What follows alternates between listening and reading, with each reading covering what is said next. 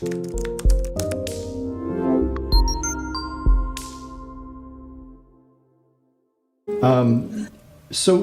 tell me about your initial experience going and getting your degree and your motivations and how you became a Ayurvedic doctor. When I got into BMS, and then in fact in our college at that time, as I told you, most of the students, they were interested in allopathic, and I got an admission in Ayurveda in this BMS course, and I was also like all other students, and even the teachers, they were also motivated by allopathic, not by Ayurveda. They used to come and used to teach Ayurvedic theories and things like that, but we were all impressed by allopathic system.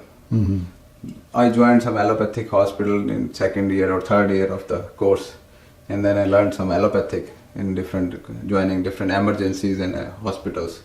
And slowly, when I found that the people are not getting healed, their disease are not getting controlled, and then I developed. There was our teacher who used to teach us Dravya Guna and Kaya Chikitsa.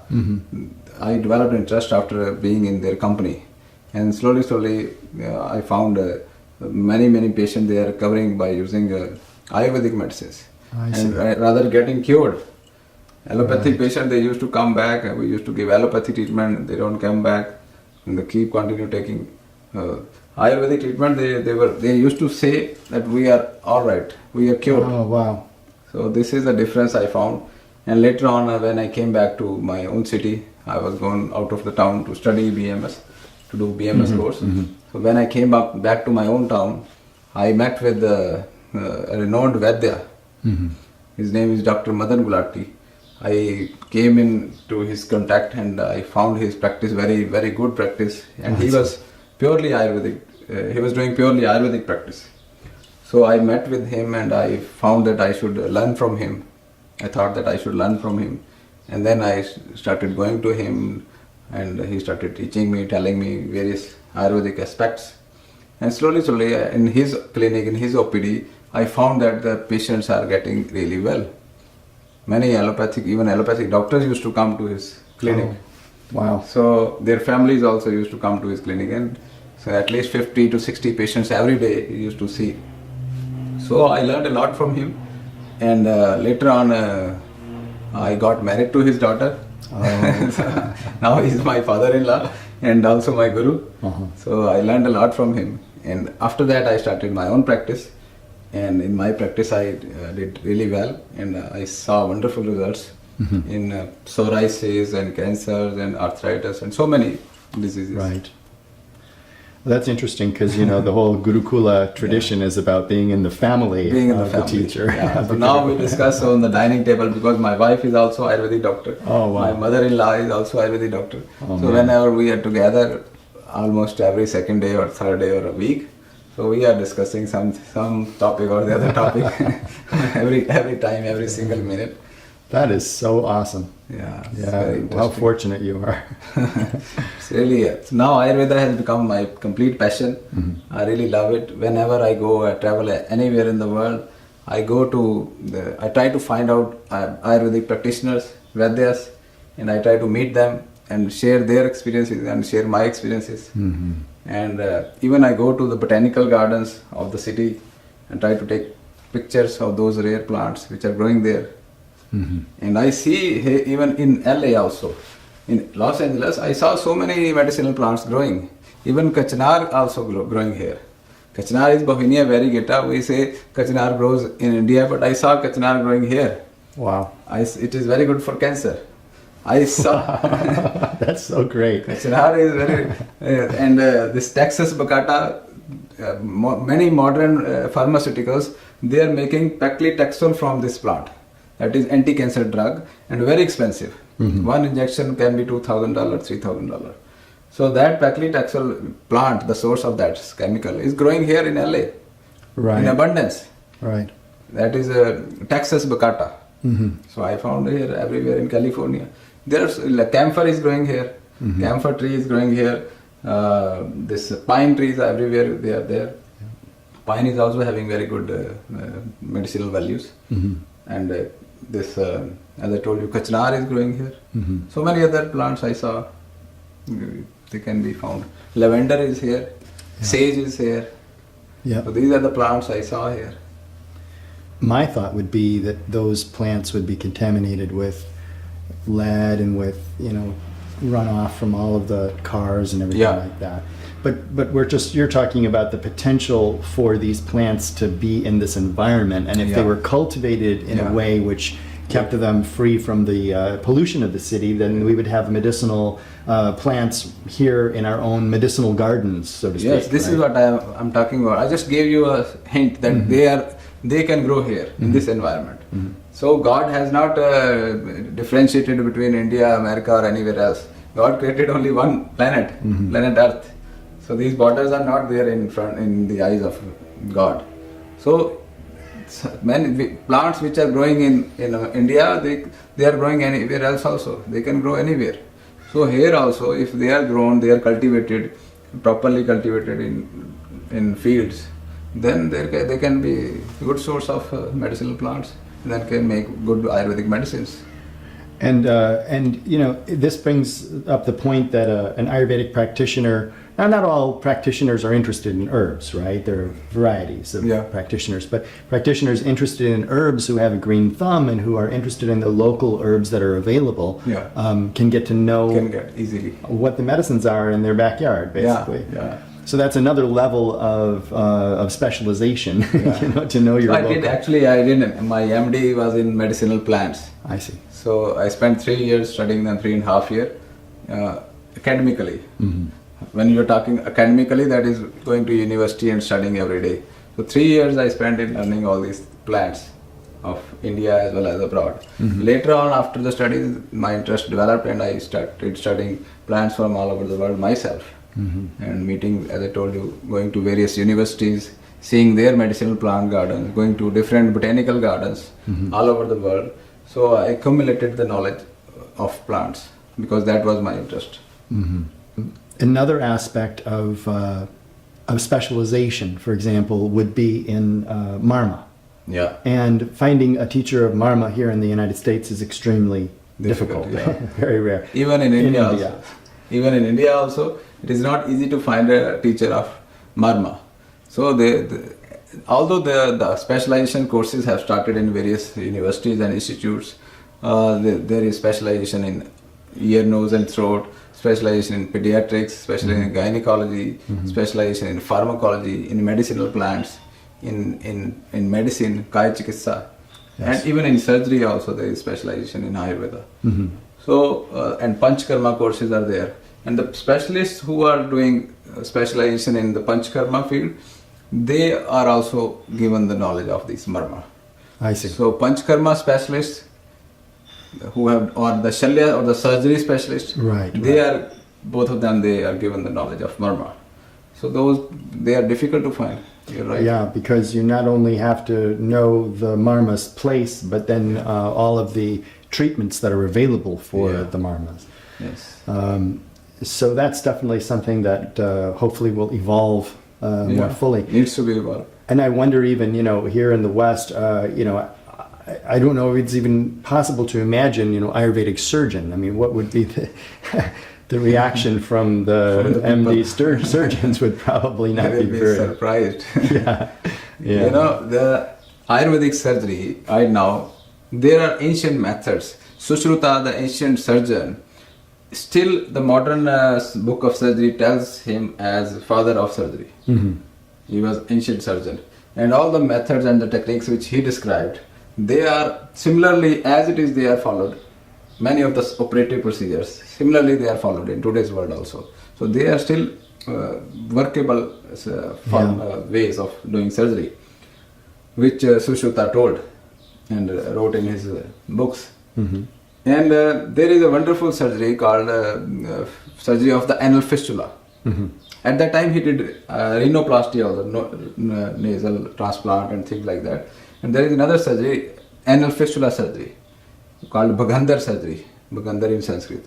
Anal fistula surgery, he mentioned as typical thread, a very alkaline thread, how to make a thread and then put into the fistula, and slowly it will cut down the skin, and slowly it will heal afterwards. So that is, the success rate is much more than the modern medical surgery in that in that surgery.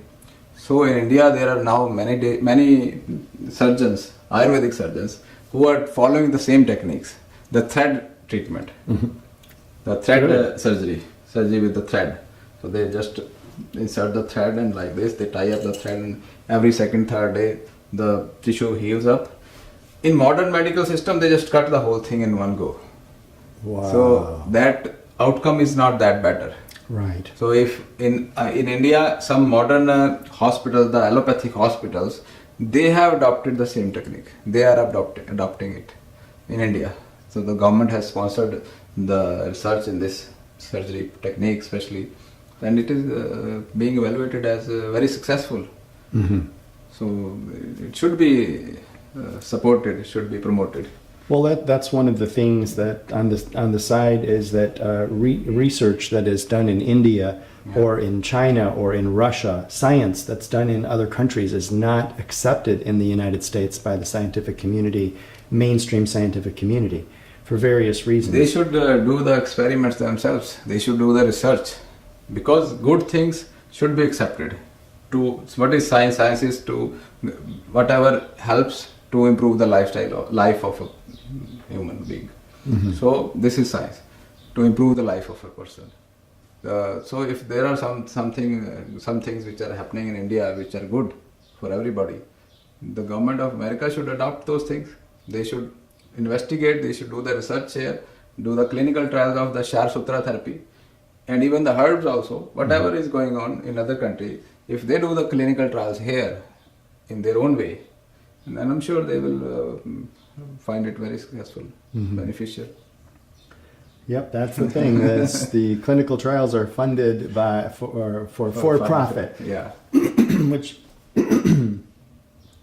makes me think about motivation in terms of becoming an Ayurvedic practitioner. Yeah. There's the motivation for a profession and a motivation for money, and but that motivation falls short after some time, because you find out how hard Ayurveda really is, and how much it takes of you to produce. It is like going the opposite way. It's difficult to fund yourself, difficult to sustain in present material world, but if you keep struggling, if you keep striving, and if you keep learning, and in the end you are better positioned in every sense, not only financially but also mentally, physically, socially, or any other way. So I don't want to say that the allopathic doctors, they are not very well placed, but I want to say the inner peace you get is much more better than any other pathy, than in Ayurveda. Yeah, Ayurveda is a sadhana. Yeah, sadhana. It's a sadhana for each practitioner to know themselves and what works. Because if someone comes to me with kidney failure, and if I am allopathic doctor, I will immediately put him to a dialysis machine. I will make money.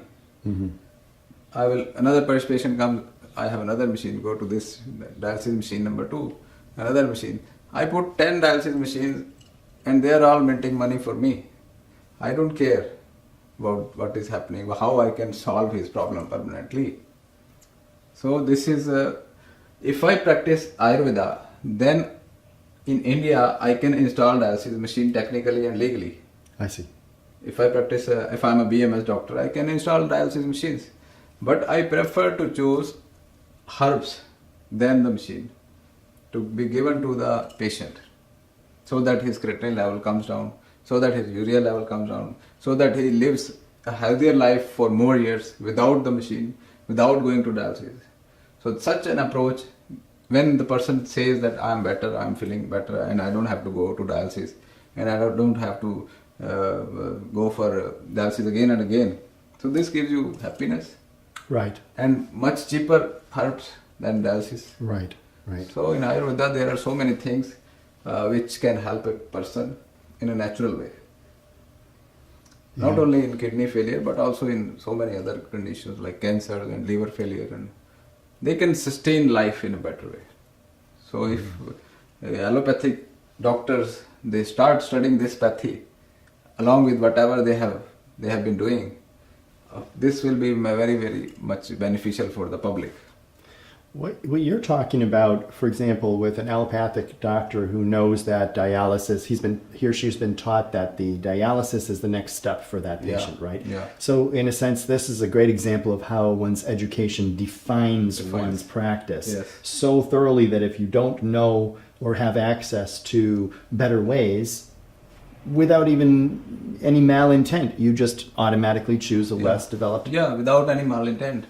I agree, but if you have the will to read Ayurveda, to study Ayurveda, then you should do it for the patient, for the benefit of the patient.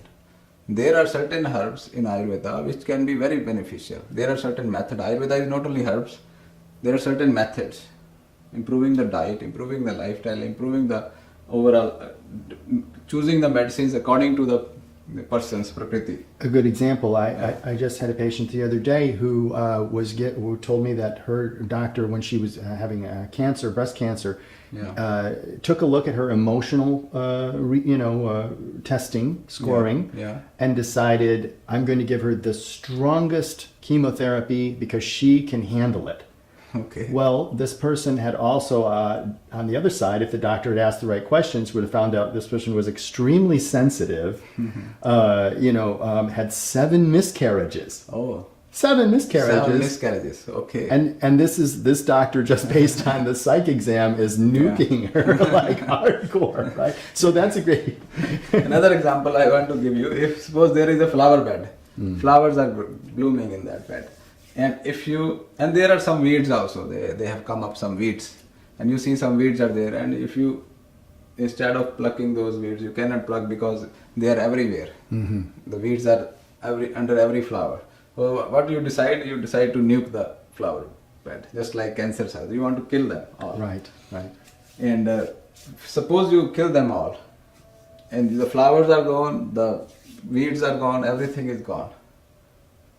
So what will come up on its own first? If you then... The weeds. Because they are stronger. Right. Flowers are not coming out. Yeah. So similarly, if you bombard your body with the chemotherapy and radiotherapy, the healthy cells, they are not going to survive much. The cancer cells, they will still survive in the long run. I was studying in literature somewhere. If suppose I get a cancer, I don't go for chemotherapy. The survival rate of going for any therapy, no Ayurveda, no allopathy, nothing. I don't do anything. Don't even diet. The survival rate is still 27%. 5-year survival rate is still 27%. And if I take allopathic chemotherapy, I read it is 2%. Wow. So if I don't do anything, then it is 27%. Better chance of surviving with no treatment at all. And I read over the internet somewhere, if I do some supportive therapy like herbal and pranayam, breathing exercise and following lifestyle, then it is more than 50%. So chemotherapy is okay in some cases. I'm really not that against chemotherapy because sometimes the cancer is spread too much and sometimes it is the age of the patient can bear chemotherapy. Right. But sometimes at certain age, at the age of 60 or 65, you are giving chemotherapies. They are not going to solve the problem. So age should be kept in mind, and the dosha, the prakriti of the person also should, because if you are having already pitta prakriti and you are giving more pathic drugs, chemotherapy is going to aggravate the condition. Even if you want to give chemotherapy, suppose an allopathy doctor, he wants to give chemotherapy to the patient. At least if he has the knowledge, what is the harm in that? If he has the knowledge of Ayurveda, if he gets the knowledge of Prakriti, and he gives some diet or some herbs to support the system. Right. It is not wrong. There is no harm at least. Or bring down the vata first. Yeah, bring down the vata, bring down the pitta also in cancer patients. So there is no harm. I don't see, if you do the massage of a cancer patient, what is the harm he is going to get? So when there is no harm, at least in those cases they should accept Ayurveda At least in those cases. Right, in those cases. Then they see there is no harm. They don't accept Ayurveda. Suppose I want to give Ayurvedic medicine to a patient. We are not allowed to give any Ayurvedic medicines. Patient, they have to take off the allopathic treatment completely and then come to us. Can you clarify that point? Yeah. You're talking about right now in India? I'm talking about everywhere in the world. Okay. Suppose you are an allopathic doctor and you have a patient. And you know that the prognosis is very bad. You are not going to help him much with your medicine. But you still, the patient says, sir, there is an Ayurvedic doctor, he wants to help us. Can we take his treatment? He tells the patient, no. If you take his treatment, then you cannot come again to me. The patient is in dilemma. Right. The patient is confused what to do. The herbal doctor is giving hope, some sort of hope, that okay, I will give you herbs which will improve your health and things like that. And the modern doctor say don't take anything. He doesn't have anything else to. At least he should communicate with the doctor, Ayurvedic doctor, what are you going to give? He can explain. Yeah. If you ask me what benefit my patient will get, it is your patient, it is you who are treating. I am just intervening because of the patient's will. You can ask me for the benefit of the patient, what you can do for this patient. I can convince you that these are the herbs, these are technically proven, these are working, this is a Prakriti analysis I can do, this is a life, this is a diet I want to tell, this is a yogic exercises, this is Panchakarma I can. They are not going to harm the patient anyway. Right. So these things should be okay with the doctors. They should happily accept this. Right. It is not our only Ayurvedic doctors' science, it is for everybody, even for allopathic doctors. One thing that I realized recently is the importance of blood in Ayurveda, blood work. Yeah. And we would say that we can't do Rakta Moksha here in the United States legally as Ayurvedic practitioners. And I based on my own recent experience giving blood and having some tests, I realized that really knowing what blood you have, what the quality of your blood is, not by a chemical analysis, but by actually seeing the color and looking at the vibrancy of the blood. Ayurvedic ways. Ayurvedic ways, you would immediately be able to help and gauge the improvement of a person based on the blood. Just the simple fact of what does the blood look like is missing, and the fact that it is important to let some blood in order to regenerate blood, to build new blood. So this has just come into my awareness as it's a real problem here, is that you could do so much more if you can really see the quality of the blood. In Ayurveda, first prediction is darshan prediction. You just see, and then you can analyze so many things just by look. Not only blood, but also the face, the hair, the eyes, the skin texture, the skin color, and the tongue and the nose, the shape of the body. So in the stool and the urine. In ancient times, in nowadays also Vedyas, even I do, we examine the urine just by looking at it. Right. By looking at the urine, you can tell so many things. By looking at the stool, you can tell so many things. Similarly, by looking at the blood, you can tell so many things. So these are the clinical methods which should be adopted in modern practice also. Anything which is adding to your existing knowledge, that should be accepted. So Ayurveda can add up so much to the existing knowledge which you have gained in recent times, in 100 years or 200 years. Last 200 years, allopathic modern medical science has evolved.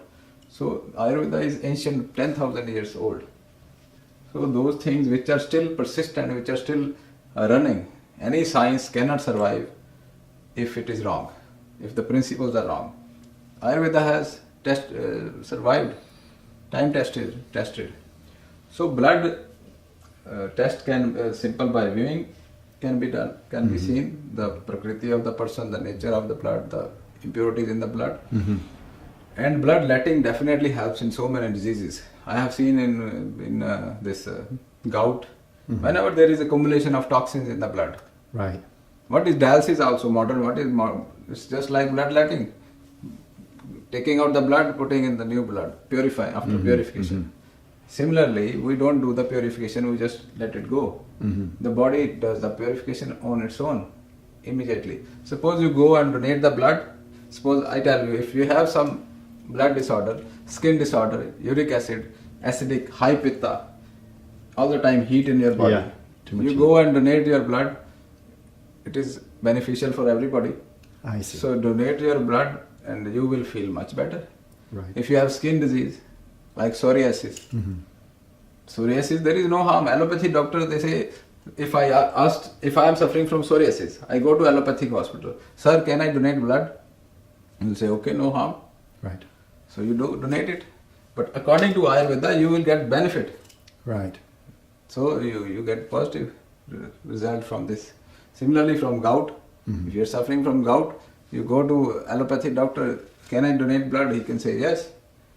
And gout, it is recommended in Ayurveda to donate blood. I see. That's a great way around the problem from our So side. both ways you can manage both the doctors. Both are happy. What would you just thinking, is there an herb which is just really, really fantastic for cleansing the blood? There are so many wonderful herbs which are good to clean the blood. Neem is one of them. Magista is another herb. Triphala we use. Triphala is 3 fruits. Haritki, Vitki and Amlaki. Triphala is wonderful.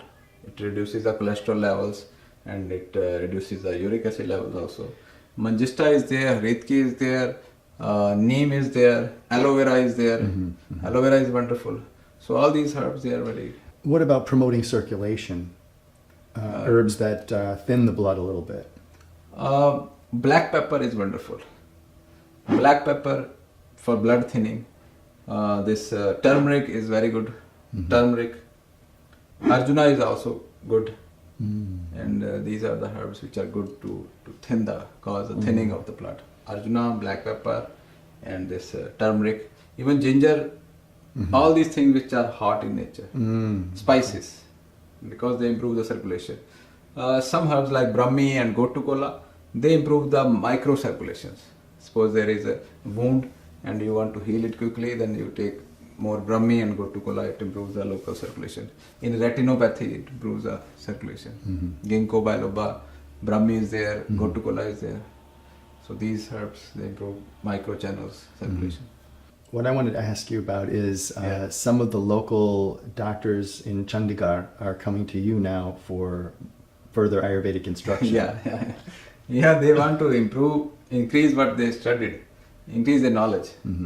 Because allopathic, they are doing it. Their routine has become very difficult. They go to the clinic in the morning and till night they are working, giving the same 3-4 medicine to all the patients.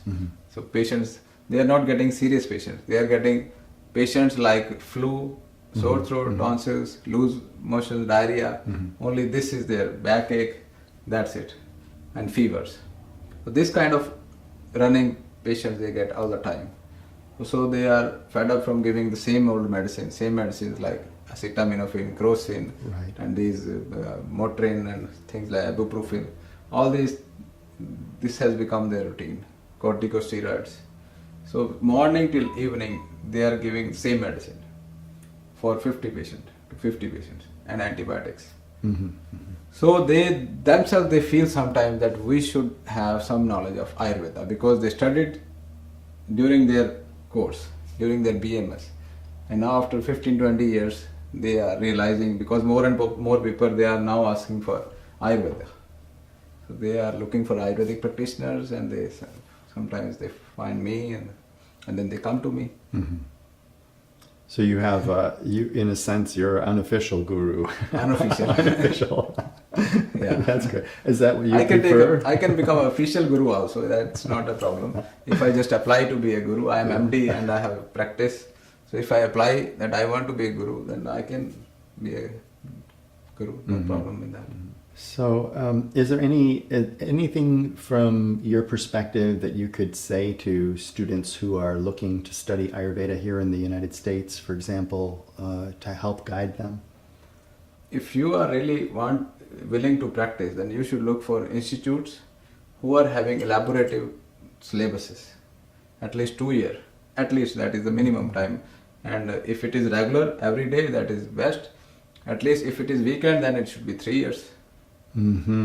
So, and moreover, other than that, they should always have a guru associated with the guru. So associate themselves with the guru, with the established Ayurvedic practitioner who is practicing from so many years, and learn from him practical aspects, as well as go to the college. Institute. Yeah.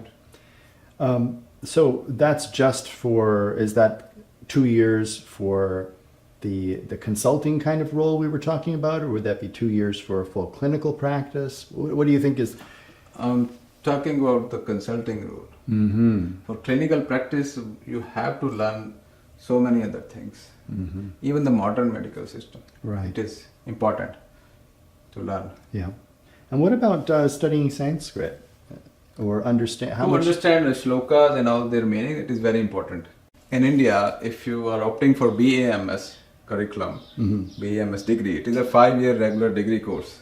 And people, they join the course, and we are taught both allopathic system of medicine and Ayurveda in the same 5 years time.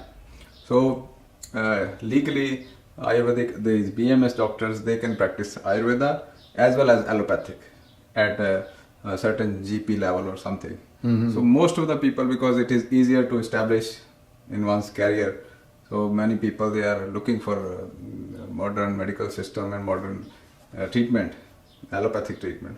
So most of the BMS graduates, they opt for allopathic. And so they're going to school for Ayurveda and allopathy, but in the end, Ayurveda doesn't grab them, or is it that they just can't make any money at it, or? Some graduates, they got grabbed by Ayurveda like me. Right, so right. very few of them, they are grabbed by Ayurveda, or Ayurveda grabs them, or they grab Ayurveda. So it depends on person to person. So out of class of 50 graduates, 50 students, hardly 1 or 2, they go for Ayurveda. About more than 45, they go for allopathic practice. Right.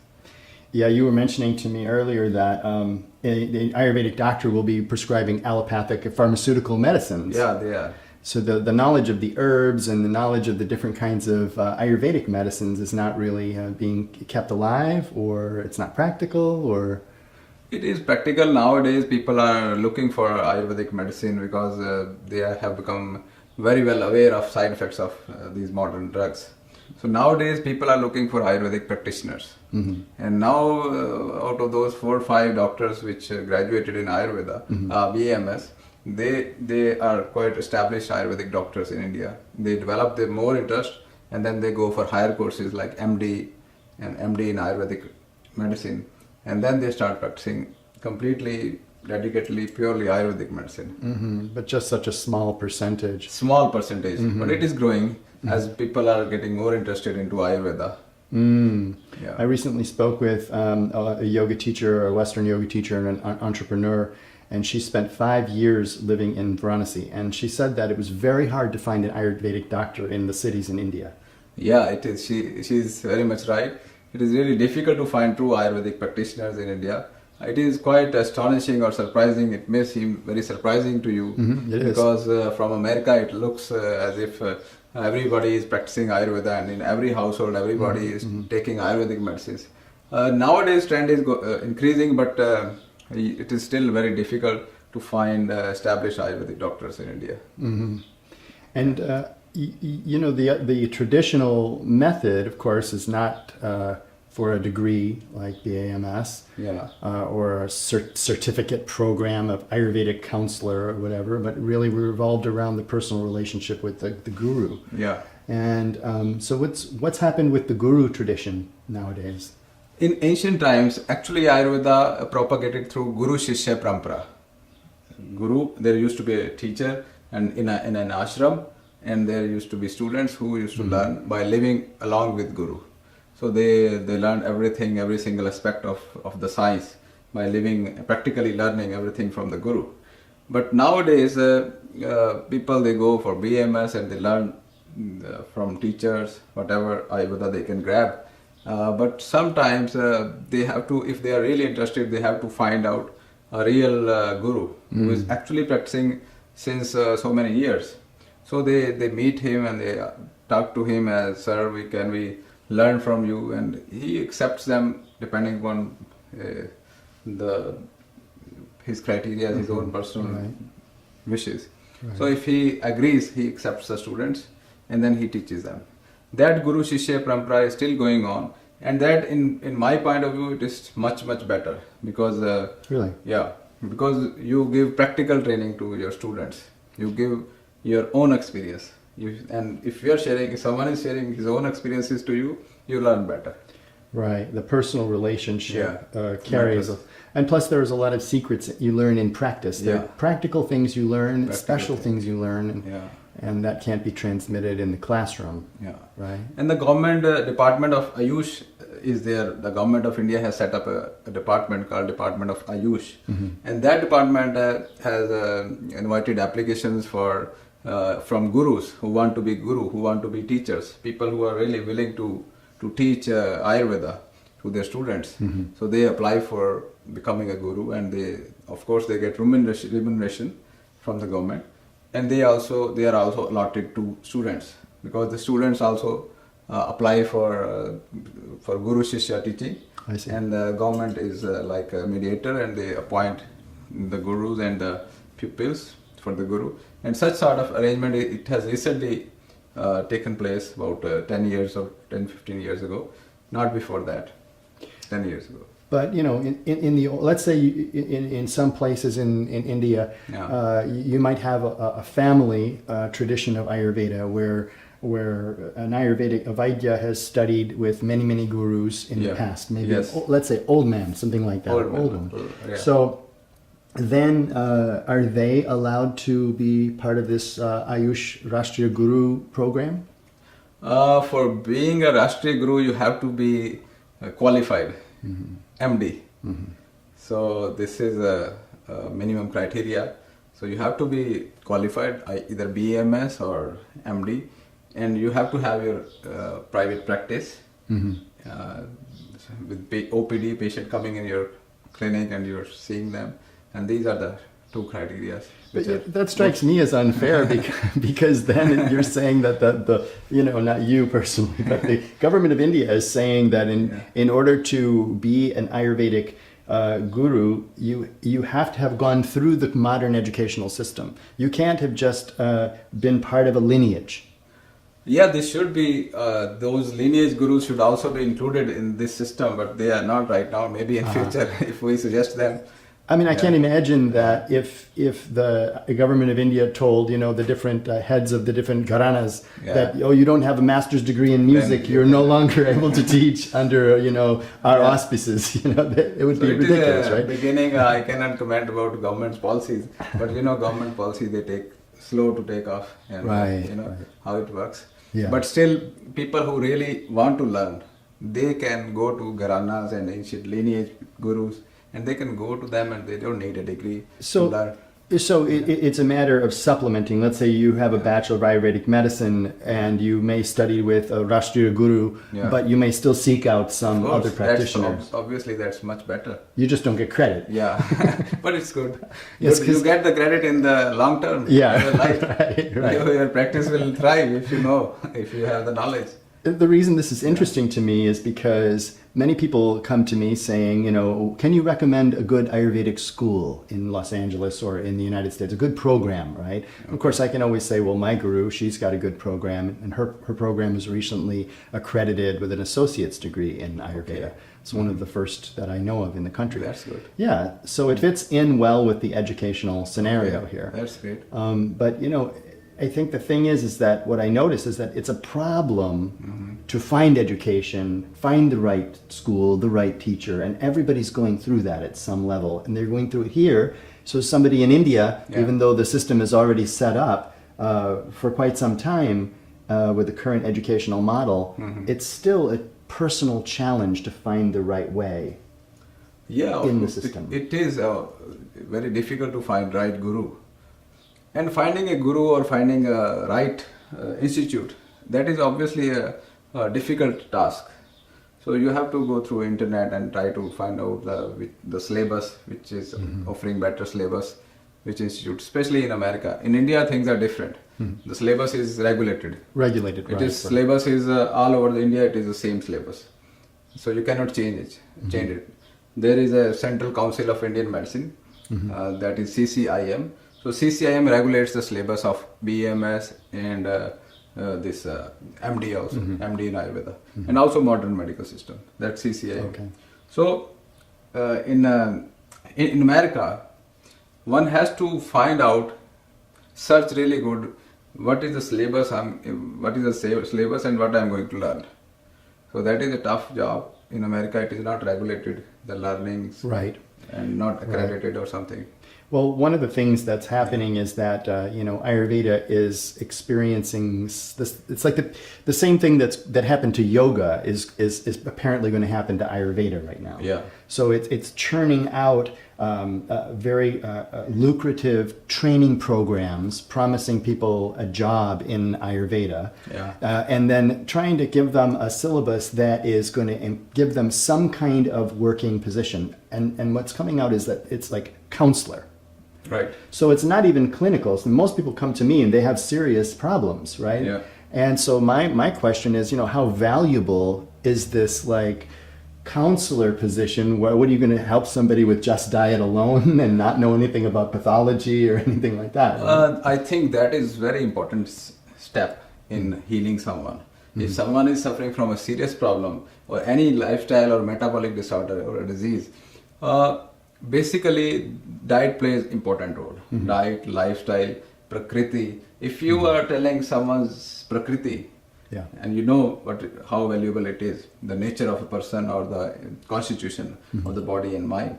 So if you tell a person, this is your constitution, this is your body type, you have to eat like this, you have to behave like this, you have to live your life like this, according to these principles. So that helps. At least 60% of the problem is solved. Lifestyle plays a very important role in one's disease, and diet also. So diet has also very much important role. As in Ayurveda, there is a law, sarvada sarvabhavana svanya vriddhi karanam hras hetu visheshascha. That means sarvada, always there is if you are giving similar thing to your body, suppose our body is made up of earth, water, fire, air and ether, 5 elements. Right. Even all the food items, they are made up of these 5 elements. Right. So sarvada sarvabhavana smanya vriddhi karanam. Similar things increase similar qualities, similar properties. So if you are eating earthy and watery food, it is going to increase earthy and watery properties in your body. So that is, you are going to get earthy and watery diseases. Diseases caused by kapha, because kapha is earth and water. So similarly, fire, disease is caused by agni, by pitta. Pitta, it is totally fire. If you are giving your body type is fire type, pitta type, and you are eating fire food rich in pitta, then you will increase the fire in your body. So you will have more blood pressure, more heartburn, more skin problems. Well, that's my concern is that in a counselor program, the importance of having a strong understanding of pathology is in my opinion important, because the person comes in, let's say they have high blood pressure. That's a pathology that's uniquely related to Western medical symptoms and signs and tests, and they're going to be talking numbers.